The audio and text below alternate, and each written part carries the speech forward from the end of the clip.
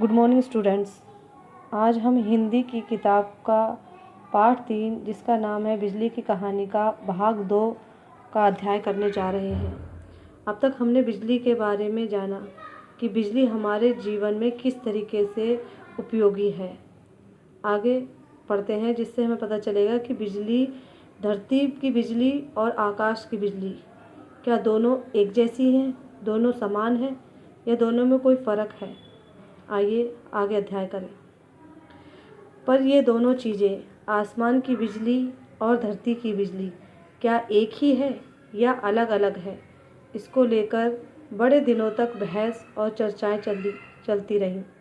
तरह तरह के प्रयोग किए गए।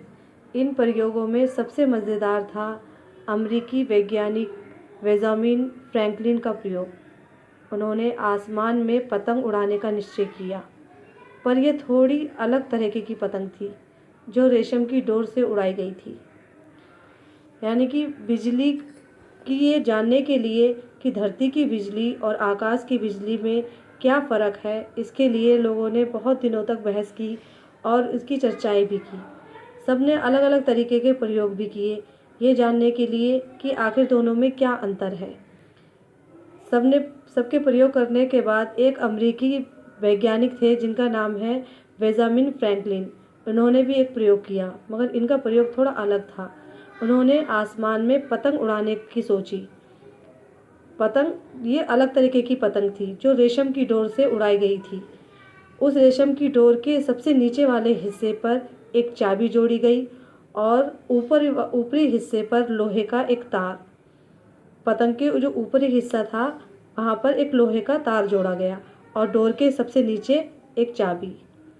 जब यह बादलों तक पहुँची तो लोहे के तार से बिजली पतंग की डोर में आई और फिर नीचे बंधी हुई चाबी तक पहुँच गई।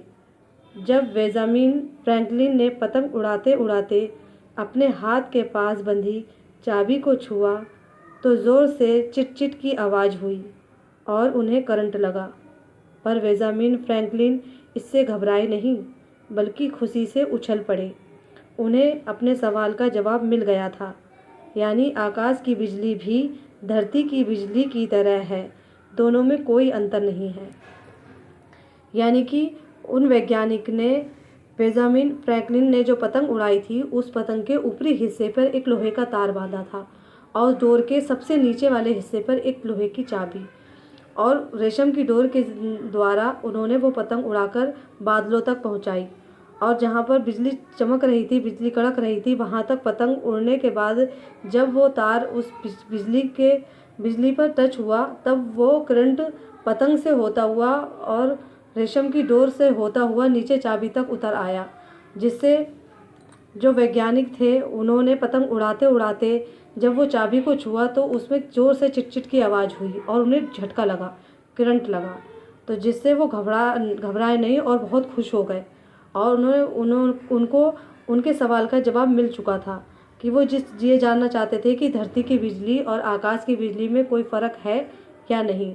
तो उन्हें पता चल गया था कि जिस तरीके से धरती की बिजली है जिससे करंट लगता है, वैसे ही आकाश की बिजली भी है, उससे भी ऐसा ही करंट लगता है और झटका लगता है।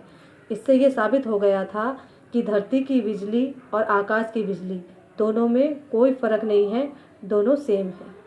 धन्यवाद।